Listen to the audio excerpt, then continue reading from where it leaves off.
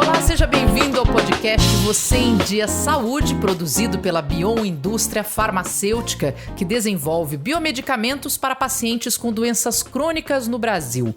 A série de podcasts que leva até você temas atuais e relevantes sobre saúde, trazendo médicos e profissionais renomados para tratar desse assunto que é o maior investimento em bem-estar que você pode fazer. O nosso tema de hoje é o que é a insulina, a descoberta, a evolução e a vida de quem utiliza.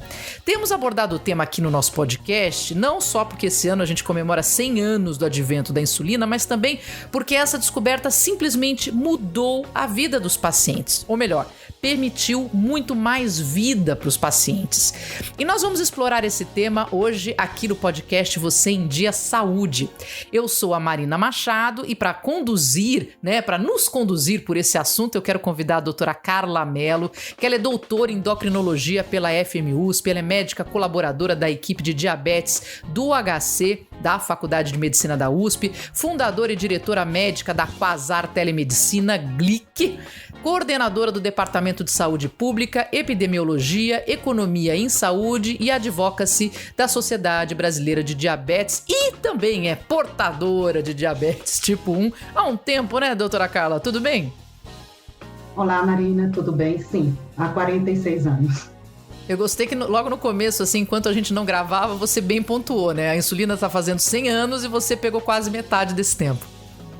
Sim, tenho aproveitado, né, a descoberta da insulina, quase metade da vida dela, 100 anos, né? Nós completaremos esse ano dessa descoberta que, de fato, é um marco, né, na vida de pessoas que têm diabetes e que precisam dela para sobreviver.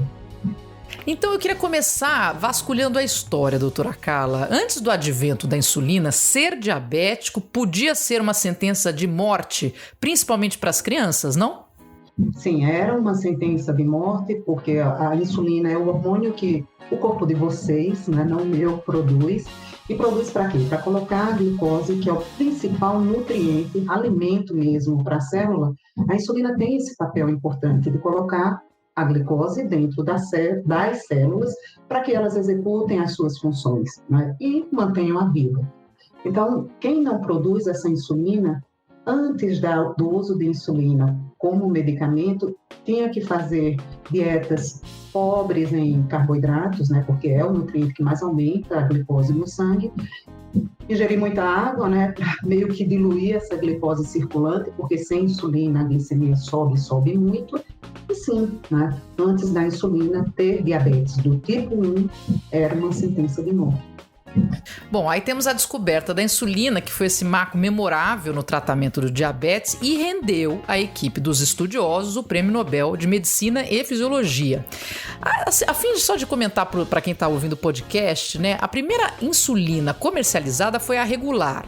Pelo efeito rápido, ela necessitava de 3 a 4 aplicações para um bom controle da glicemia, causando aí muitas queixas de pacientes e familiares. Com isso, a indústria farmacêutica e os estudiosos passaram a estudar uma maneira de prolongar o tempo de ação da insulina. Então vamos dar um salto na história, doutor, e chegar até o final da década de 90, quando desenvolveram as insulinas de ação ultra rápida, que diminuíram o tempo de ação e duração do efeito da insulina regular, aproximando-se da ação fisiológica da insulina produzida pelo pâncreas. Conte um pouquinho pra gente da importância desse avanço que nós tivemos aí no fim da década de 90. É isso, você já deu uma bela resumida, Marina. A primeira insulina, né, que foi utilizada por Leonard Thompson, que foi a primeira pessoa que recebeu insulina, era a insulina humana regular. Você sabe que essa insulina, por ter que ser aplicada mais vezes ao dia, naquela época do início do uso, nós tínhamos um tratamento mais intensivo, porque as pessoas precisavam aplicar mais vezes ao dia. Depois que a regular estava disponibilizada, daí apareceram as insulinas de ação intermediária, que é a insulina humana também, NPH, que é a insulina regular, adicionada de outros componentes, como a protamina e o zinco, que esticaram, né, a ação dessa insulina, teve o seu tempo de ação ampliado. Bom, aí o tratamento deu uma desacelerada em termos de intensificação da terapia, porque a NPH passou a ser administrada 1 a 2 vezes, mesmo por pessoas com diabetes tipo 1. Mas a gente pode até pensar, né? Foi um atraso, porque a terapia deixou de ficar intensiva como era antes. A gente pode ter essa crítica, mas, por outro lado, o que é necessário para uma pessoa com diabetes é ter esses 2 tipos de insulina, né? Uma de ação prolongada ou intermediária, mas que preencha as necessidades de insulina nos momentos em que os pacientes estão dormindo ou estão entre as refeições. Então, essa é a insulina que nós chamamos basal. Uhum. Depois, né, então a gente tinha até essa época NPH irregular. Evolução, vieram os análogos de insulina de ação rápida. Em que elas melhoraram o dia a dia de pessoas que têm diabetes, né? A gente poderia deixar de aplicar a insulina 30 a 45 minutos antes da refeição, que é como a gente tem que usar a insulina humana regular, e podemos diminuir esse tempo entre a aplicação e a ingestão dos alimentos, né? Isso foi um salto grande. O que eu costumo dizer, Marina, é que 45 minutos, 30 minutos antes da refeição, muitas vezes nós não sabemos nem o que vamos comer, né? Então, isso, de fato, deu uma grande flexibilizada no dia a dia de pessoas que faziam já o tratamento, na época, com NPH, 1, 2, 3, até 4 vezes ao dia, porque tem pessoas que precisam da NPH, mas não 3 vezes ao dia, outros precisam 2, a grande maioria precisa de 3 vezes ao dia. Mas aí surgiu aquela insulina, né? Aquelas que a gente poderia administrar imediatamente antes, com que função cobrir a refeição. E aí, Marina, há uma questão muito importante. Quando a gente ingere alimentos, principalmente refeições ricas em carboidratos, o pico de glicemia no pós-prandial ela ocorre entre 1 a 2 horas após a ingestão desses alimentos. Isso depende, óbvio, da composição do prato, mas, enfim, ela tem um pico 1 a 2 horas. E aí você imagina a insulina humana regular que tinha esse pico em torno de 3 horas após a aplicação. Por isso, a recomendação de aplicá-la tanto tempo antes, para ver se a gente conseguia... Nossa, mas é comer com muito cálculo, né? Com muita preocupação. Que pena isso, né? Que bom que isso vem se diminuindo, essa dor de cabeça para quem tem o diabetes. Não a dor de cabeça, né? As soluções vêm evoluindo e as dores de cabeça... Diminuindo as dores de cabeça, porque imagina, tem que ficar, você passa o dia calculando o tempo e pensando lá na frente, que horas eu vou comer e a insulina vai funcionar e quando que é o pico da glicemia, que coisa. Agora, a senhora a gente falou agora da ultra rápida, né, da ação rápida, e a senhora já citou até a prolongada. Aí a gente pula de novo um pouquinho, né, para 2001, quando teve o desenvolvimento da insulina de ação prolongada, porque ela tem uma absorção e duração mais lenta. E isso é importante para os episódios de hipoglicemia, porque o que acontece? Como é que ela atua? Sim, nessa questão de importância para a redução de hipoglicemias, e aqui hipoglicemias, né, Marina, nós estamos falando daquelas que mais nos incomodam como pacientes, incomodam também quem prescreve, que são as hipoglicemias graves, onde eu perco a autonomia de resolver essa hipo, eu vou precisar de um terceiro para resolvê-la, né? Então isso de fato já é uma hipoglicemia que compromete a nossa qualidade de vida, essas graves, né? E outras que comprometem muito também são as hipoglicemias que ocorrem no período do sono. Nesse aspecto, depois eu vou para as prolongadas, mas os análogos de ação rápida, comparados com a insulina humana regular, já reduziram de uma maneira muito significativa, Marina, essas hipoglicemias graves e noturnas. Foi assim que a gente conseguiu fazer com que elas fossem incorporadas pelo Ministério da Saúde para o tratamento de pessoas com diabetes tipo 1. Só para você ter uma ideia, essa redução que eu estou falando é em torno de 36% das hipos graves, 42%, 45% das hipos noturnas. Isso significa qualidade de vida, não ter seu sono interrompido por uma hipoglicemia, né? Então, ok. Depois, como você falou, vieram os análogos de insulina de ação mais prolongada. Então, esses análogos também se mostraram muito úteis para redução, comparados com quem? Agora com a insulina humana NPH, que era a basal que a gente tinha disponível, né? Então, essas insulinas, os análogos de ação prolongada, também tiveram esse grande resultado, redução de icos graves e noturnos. Também pelo mesmo motivo, recentemente foram incorporados pelo Ministério da Saúde para tratamento de pessoas com diabetes tipo 1, que têm hipoglicemias graves e noturnas, em uso da insulina humana em IPH. Então, sim, foram grandes evoluções. Depois das prolongadas, ainda houve um outro passo, que nós chamamos hoje, subdividimos em ultra prolongadas. Por quê? As prolongadas eu posso usar tanto uma como 2 vezes ao dia. As ultra prolongadas, o paciente consegue se controlar bem com uma aplicação diária. E tem outra vantagem, Marina, que é importantíssima, né? Elas não têm um pico tão importante como tem a insulina humana em IPH. Eu até brinco, eu digo que é por isso que os pacientes são pegos de calças curtas, né? É essa situação de você aplicar uma insulina de manhã, não conseguir almoçar no horário certo e aquela insulina entrar em pico de ação e você apresentar uma hipoglicemia. Então foram avanços fenomenais. Depois das ultra prolongadas, aí vieram as insulinas de ação ultra rápida, que a gente também já está classificando de uma forma diferente. É rápida, a gente tem hoje, nessa classificação, Marina, a humana regular, que é de ação rápida, nós temos os análogos de insulina, também de ação rápida, mas que são mais rápidas que a regular, e nós temos as ultra rápidas, que foram as últimas que entraram no mercado e hoje estão disponibilizadas para as pessoas que precisam de insulina bolos, né? É interessante, nos próximos 100 anos, como vai ser a nomenclatura que vai mudar, vai ser o Usain Bolt da insulina, vamos ter que achar outras formas de falar, porque de ultra rápida eu não conheço mais como dizer, né? Ainda temos, lógico que a gente ainda tem muitas necessidades em relação ao uso de insulina. Eu te digo que a maior delas, Marina, é agora que a gente consegue disponibilizar melhores insulinas para tratamento de pessoas com diabetes no Brasil. Qual é o próximo passo? Fazer com que as pessoas usem essas insulinas nas doses adequadas, que é algo individual. Não existe receita de bolo para tratar pessoas com diabetes em uso de insulina, né? Tudo tem que ser super individualizado, né? Milimetricamente ajustado para cada um.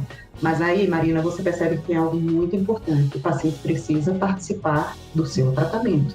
Ah, mas eu ia perguntar isso, porque quero falar também um pouco do acesso, né? Mas vamos já para esse ponto, porque o paciente tem que querer se cuidar, ele tem que dar atenção ao diabetes, ele tem que respeitar o próprio corpo. E eu queria saber, né, na sua opinião, como melhorar essa participação do paciente e também dos familiares, porque todo esse ambiente impacta no resultado, não? Eu te digo que os pais de crianças com diabetes, eles se envolvem, e se envolvem muito, né, próximo ao diagnóstico. Imagina que esse diagnóstico dentro de uma família é algo que dá uma sacudida, né? E os pais, eles se aceleram, viu, nessa questão de entendimento do que é diabetes, de como tratar melhor a sua criança e, principalmente, como evitar a hipoglicemia, que é o que são as situações que deixam os pais mais aflitos, né? Então, sim, nessa fase de criança, nós temos os pais que tomam conta e a maioria toma bem, óbvio, né, que alguns têm impedimentos mesmo, até de conhecimento da doença e do tratamento. Então, o que é que eles precisam para se envolver, Marina? Precisam ser educados em diabetes. E eu costumo dizer que a nossa função como prescritor, como médico que acompanha pessoas com diabetes, é ajudá-los no entendimento de como é que meu organismo reage às doses de insulina que eu aplico, às diferentes, né, doses que eu aplico, como é que meu organismo reage à prática de exercício, aos alimentos que eu ingiro. Então, isso é um aprendizado, né, que é difícil no começo, mas depois vai entrando no automático. Uma fasezinha que é complicada é a adolescência, Marina. Para tudo, não é só para diabetes, não. Então, põe nessa receita aí de adolescente ter o diagnóstico de diabetes, né?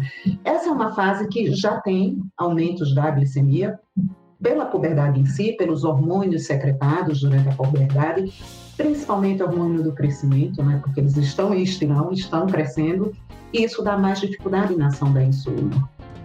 Por outro lado, existem as questões psicológicas que envolvem a puberdade.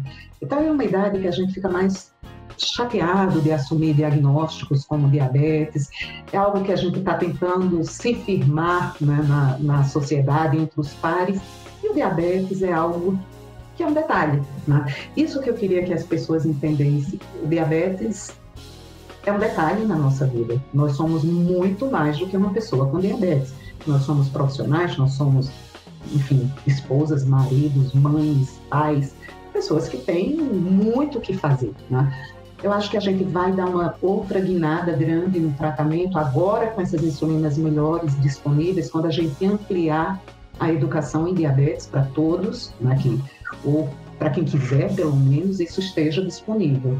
E aí sim, né, o paciente aprender a contar carboidratos, a ajustar, isso aí só com insulina rápida, certo? Então eu chego numa refeição, furei meu dedo, vi no meu sensor de glicose, estou ali com uma glicemia boa, eu vou ter que aplicar insulina rápida, bolos, para cobrir a refeição somente. Agora não, ontem eu cheguei com minha glicemia alta no almoço, então essa mesma dose da rápida vai se basear na quantidade de carboidratos que eu ingeri, mas também para corrigir parte dessa dose de bolos, vai ser para corrigir 200, 220, 190, que não era os 100, que é a glicemia ideal, né, de 70 a 120. Não, cheguei mais alto. Ok, então o bolos, o que eu costumo dizer é que a insulina bolos, ela dá flexibilidade no nosso dia a dia. Ela é quem permite esses ajustes no meio do dia, quem permita que eu coma mais, que eu coma menos, porque eu ajustei a dose, ponto. Mas a gente ainda não tem uma situação como eu gostaria que 100% das pessoas com diabetes em uso de basal e bolos soubessem, sabe, lidar com essas questões e se disponham também, né, a até 5 minutos antes de uma refeição para parar e pensar o que é que eu vou fazer. Isso também é necessário, dedicar um pedacinho. E, gente, 46 anos de diagnóstico de diabetes, então, acreditem no que eu digo a vocês, isso se incorpora na vida de uma pessoa. Depois a gente ter esse diagnóstico, conviver e fazer as rotinas que nos são sugeridas, a gente se acostuma. É como tudo vira um hábito, né? Você muda um pouquinho, né, a organização e vai começar a pensar da forma adequada. Agora, a gente vem falando da evolução da insulina, mas tem um ponto importantíssimo também, né? Além da adesão do paciente, porque é a ponta final, se ele não aderir não tem o que fazer, é a vida dele que está em jogo ali. Mas o acesso também é muito importante. E eu queria falar desse acesso no Brasil. Não é de hoje que a senhora batalha para melhorar o controle glicêmico e a qualidade de vida dos pacientes do diabetes tipo 1, né, doutora? Isso começou em 2014, Marina. Em 2014, nós fundamos, junto com o presidente da SBD na época, Dr. Walter Minicucci, nós fundamos o Departamento de Saúde Pública. E a ideia era permitir acesso, né? Permitir acesso às pessoas com diabetes a tratamentos melhores. A gente tinha, na época, só NPH irregular e desde eu acho que em torno de 1994, chegaram os análogos de ação rápida, 92, 94, e, veja, a gente já está em 2021. Essa insulina foi disponibilizada há pouco tempo para os pacientes, mas isso é o que interessa. E estamos evoluindo com uma velocidade razoável, viu, Marina? Depois do análogo de ação rápida, agora a gente vai ter, né, introduzido também pelo Ministério da Saúde o análogo de ação prolongada, vai haver um pregão para definir qual é a insulina que vai ser disponibilizada pelo Ministério da Saúde. E outra coisa boa para quem usa insulina também, Marina, ontem eu fiquei super feliz, estava preparando uma aula e fui consultar as últimas notas técnicas, né, em relação a outra coisa que está sempre junto da insulina, ou não, temos novidades que dispensam a agulha, mas a agulha é usada pela grande maioria, né, das pessoas com diabetes. E antes a gente tinha uma orientação que as pessoas podiam aplicar, usar a mesma agulha por até 8 vezes. E isso é uma aplicação que pode se tornar incômoda em termos de dor, né, e diminuir a adesão ao tratamento. Claro. Nós vemos discutindo com o Ministério da Saúde, e ontem eu fiquei super feliz, porque foi acatada a sugestão, né, da Sociedade Brasileira de Diabetes, junto com a ISBEM, a ABJ, a NAD e a FENAD. Nós solicitamos que fosse dispensada uma agulha por dia por cada insulina em uso.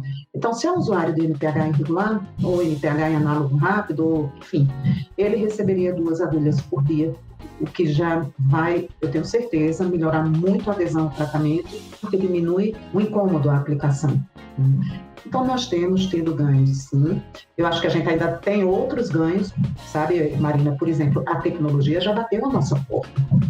Hoje nós temos novas tecnologias e que não são apenas insulinas, né? Como insulina inalada é uma nova tecnologia, sim, mas nós temos sensores de glicose, é uma nova tecnologia, nós temos as bombas de insulina, são tecnologias que já estão disponíveis, e temos os aplicativos. Marina, isso é super importante. Aquela dificuldade que você falou de parar, olhar o prato, fazer conta e determinar a dose de insulina, não é algo possível para um número razoavelmente grande das pessoas que precisariam fazer isso. Claro. Em 2004, por ideia até do meu marido, né, nós desenvolvemos um aplicativo que é para fazer exatamente esse trabalho para o paciente. Ele insere, chama Glic, e é um aplicativo que você informa, né, quanto está o valor da sua glicemia, em qualquer momento do dia, mas no pré-refeição é o mais comum, diz o que vai ingerir, e o sistema, baseado na sua receita, que está dentro do sistema, né, faz o cálculo das suas doses de insulina. Não, mas a senhora então já introduziu o Glic aqui, porque eu ia falar e não sabia que a ideia tinha nascido do seu marido, porque quando eu fui pesquisar para o nosso encontro, eu vi uma parceria que a senhora fez, o HC, com a FAPESP, com a Sociedade Brasileira, que nasce o Glic. Atenção, ouvinte, querido ouvinte, porque essa startup não é só para você fazer esse cálculo, esse acompanhamento, porque vai ajudar também o médico, tem a ver com coleta, análise de dados, tudo para apoiar as pessoas, né, com doenças crônicas no dia a dia. Eu queria que você contasse, então, desse trabalho agora um pouquinho, de forma um pouco mais profunda, e como é que beneficia não só os pacientes, mas como é que os médicos e os nutricionistas entram nisso também? Então, o Glic foi desenvolvido em 2004. Nessa época, em 2003, eu comecei a introduzir essa metodologia de contagem de carboidratos em nosso país, que já era usado fora, aliás, há bastante tempo, mas a gente não tinha o uso disso aqui rotineiro. Comecei a dar cursos, a fazer cursos para pacientes e profissionais de saúde, e percebi que o ambulatório do HC, o ambulatório didático de diabetes, é às 13 horas, Marina. E você não imagina a minha angústia depois de ter dado aula para pacientes, na hora que eu sentava e perguntava para eles o que você comeu no almoço e quanto você aplicou de insulina, quanto estava a sua glicemia. Marina, eu ficava louca com as contas um pouquinho atrapalhadas, né? Óbvio, né? E conta atrapalhada de insulina significa ficar fora da meta. Ponto. Né? É isso. E aí era aquela consumição, puxa vida, o curso não... E eu percebia que no curso os pacientes entendiam os conceitos, entendiam o porquê contar carboidratos é legal, o porquê que corrigir o valor de uma hiperglicemia pré-refeição é legal, mas não conseguiam pôr em prática, Marina. Foi aí que nasceu o Glic. Nós conseguimos construir, desenvolver o Glic. Então, o meu marido me perguntou, um dos dias dessa tristeza, voltando do HC, cara, por que isso não vira um aplicativo? Só que a gente estava falando de uma época, Marina, que não tinha smartphones. Uhum. Ainda era o feature phone, né? E, ok, vamos, pode. Como é que a gente faz isso? Daí fui olhar a literatura, todo o trabalho que você conhece para a gente desenvolver um projeto, submeti à FAPESP, que aprovou o desenvolvimento do Glic, e ele foi crescendo, apesar das dificuldades tecnológicas que a gente tinha na época. Né? O smartphone foi algo que melhorou muito o uso do aplicativo, porque eu não precisava ficar, ali teclando tudo, eu já conseguia, enfim, no touch, né, inserir os dados necessários para essas contas, né? A partir daí ele começou a entrar o smartphone, então, que eles surgiram no mercado, E, aliás, quase todo mundo tem smartphone. Eu acho que a gente tem um número de smartphones no Brasil que às vezes me surpreende pela condição, infelizmente, do nosso país, mas sim, tem bastante. E aí a coisa foi, a escalada de aumento de usuários no BEIC é impressionante, né? Hoje nós temos mais de 136 mil usuários no BEIC, entre pessoas com diabetes tipo 1, pessoas com diabetes tipo 2, que recebem esse suporte, que era o meu primeiro interesse, foi esse, suporte no dia a dia.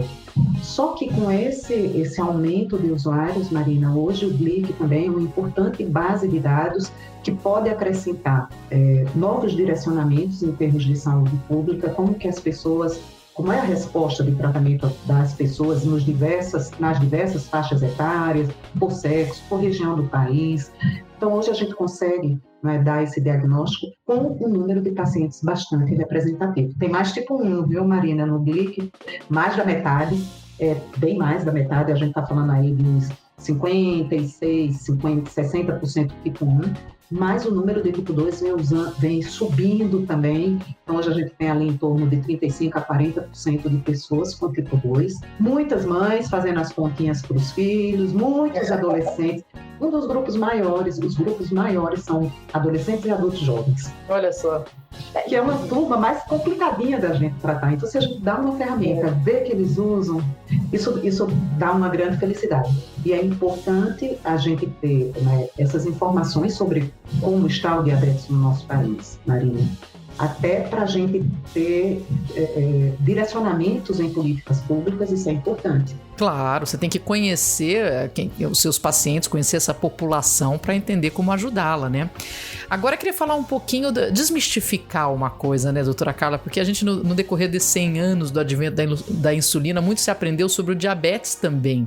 E aí aquele mito de que ter o diagnóstico da doença acaba com as alegrias à mesa já caiu por terra, né? Porque diabético pode comer doce, beber um vinho, tomar uma cerveja, a vida saborosa não precisa acabar. Só que ela tem que ser calculada, é isso que a gente pode dizer, não?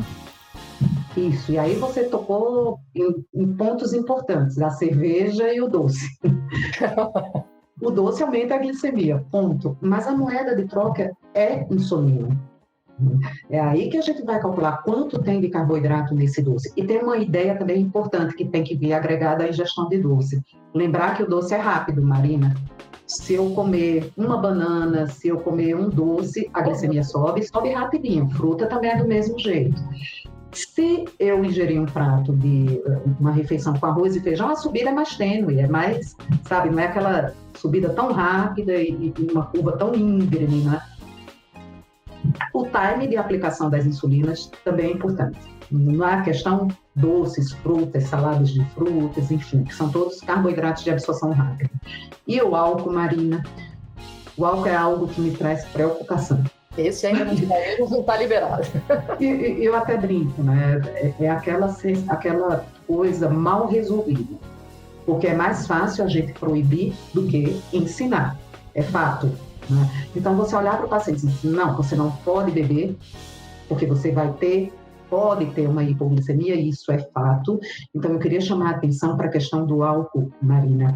O álcool, ele causa uma redução da produção de glicose pelo fígado, porque o nosso fígado, ele é a nossa usina, né? Ele mantém o nosso organismo com níveis de vocês, né? Não o meu, mas enfim, a produção hepática, ela é quem é capaz de manter o organismo com glicemias adequadas. Se você dormir por mais tempo, enfim, se você atrasar refeições, quem mantém a glicemia normal é o fígado. Pessoas com diabetes têm uma produção um pouquinho aumentada de glicose pelo fígado. Tipo 1, tipo 2 tem mais aumentada ainda. Mas a ingestão de álcool vai lá no fígado e diminui essa produção. Então, imagina, você está usando as mesmas insulinas que você usa no seu dia a dia, só que você entrou um alimento, né, que é considerado também, entrou um alimento, um nutriente que baixa essa produção. Então, a chance de sobrar insulina e isso induzir a hipoglicemias, essa chance é maior. E o grande problema... do organismo, né, doutora? Você puxa de um lado, depois empurra do outro. Porque a gente perdeu esse controle fino, né? Como a gente não produz insulina, só teremos as insulinas aplicadas, Então, esse controle fino tem que passar para a nossa mão. E, óbvio, aí é como eu te falei, tem recursos que podem nos ajudar no dia a dia, mas essa questão do álcool é algo que eu gostaria de chamar a atenção, principalmente baladinha sexta-noite, que hoje é dia, né? Aliás, espero que não tenha muita balada, porque a gente está em períodos que não devemos ter balada, mas, imagina, o paciente sai, bebe, dança, volta para casa e dorme. Tem que tomar uma atitude. Tem que tomar uma atitude para não ter hipoglicemia induzida por álcool no período que ele vai estar dormindo. Não, e o álcool ainda tira um pouco daquela sua noção de tempo, de responsabilidade, de tudo, dependendo do nível do alcoólico da pessoa. Aí você esquece de colocar, né, de aplicar insulina. É uma confusão mesmo, né? Há de se ter bastante cuidado. Eu vou te dizer uma ação bem simples.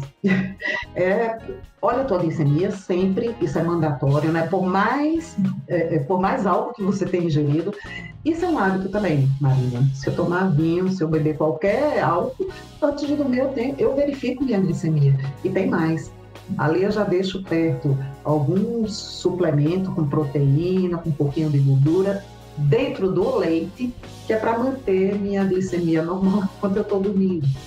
Achocolatado com leite também ajuda a evitar essa hipo. Descubra o seu caminho, mas não se exponha a hipoglicemias induzidas por álcool por desconhecimento. Se informe, né? Pergunte ao seu médico, pergunte à equipe, aos profissionais, à nutricionista. O que é que eu faço quando eu bebo? Cuidado aí, pessoal, cuidado aí. Cuidado. E outra coisa, só para eu não esquecer, Marina, uma coisa importante, volume. Você falou uma coisa muito importante. Se você bebe, e ok, ficou alegre, só dançou, é uma coisa.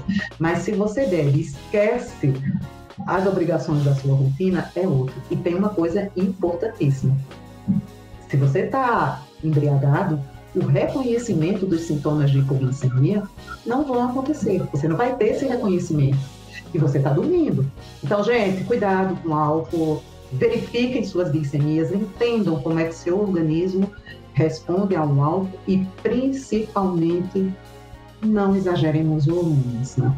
Boa dica, doutora, boa puxada de orelha, muita atenção, pessoal. E para finalizar, eu queria falar um pouquinho de futuro, né? A senhora citou até algumas visualizações aí, mas, poxa vida, né? Caminhamos tanto nos últimos 100 anos, dá para imaginar, talvez, quais novas tecnologias estão em vista aí para melhorar ainda mais a vida de quem tem diabetes? A gente já tem, dentro das insulinas, né? As ultra rápidas também trouxeram conforto, Marina, né? Temos duas só, insulinas, uma ainda é injetável, a outra é inalada, mas são insulinas que têm um pico de ação bem mais precoce. Isso ajuda muito. Por que isso é importante, Marina? Essa variação de glicemia nossa, do pré-refeição para um pós-refeição, ela é importantíssima, porque ela pode ser um dos fatores de risco para que a gente tenha problemas nos grandes vasos. Aí eu estou falando de infarto, AVC, que é o que a gente chama de doença macrovascular. Essa variabilidade da glicemia, no pré-refeição ótimo, 90, mas aí eu não apliquei minha insulina, e ele foi para 280, 320, porque eu não apliquei, ou apliquei tardiamente, essa variabilidade para os nossos grandes vasos não é nada interessante, né? Então, se a gente tem insulinas mais curtas, que diminuam essa variabilidade de um pré para um pós-refeição, é extremamente bem-vinda.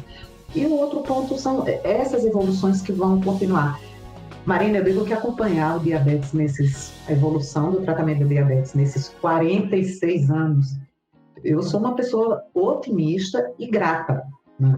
Óbvio, né? Todo mundo reclama porque tem que administrar, tem que furar o dedo, tem que parar e pensar, mas a gente tem mesmo que agradecer a evolução que houve na insulinoterapia. Comecei a usar insulina com seringa de vidro e agulha de metal, que eu tinha que esterilizar todos os dias. Então, imagina como eu sou grata a todas essas evoluções. Que bom, doutora, que bom. Eu adoro o jeito do copo cheio, sabe? Meio cheio. Eu sou a favor sempre dessa visão. Obrigada. Olha, doutora, muito, muito obrigada por todo esse conhecimento, por toda essa visão gostosa, né? Essa puxada de orelha ocasional, porque é isso que a gente precisa mesmo. Obrigada pela sua entrevista, adorei. Deixa eu só finalizar com uma frase. As insulinas mais modernas, elas nos permitiram trocar uma antiga filosofia que a gente tinha que enquadrar a nossa vida ao tratamento com as insulinas. Hoje não. Hoje é o contrário. Eu tenho que tentar encaixar as insulinas na minha vida. Óbvio, né? Respeitando as insulinas como sempre, mas hoje está mais flexível.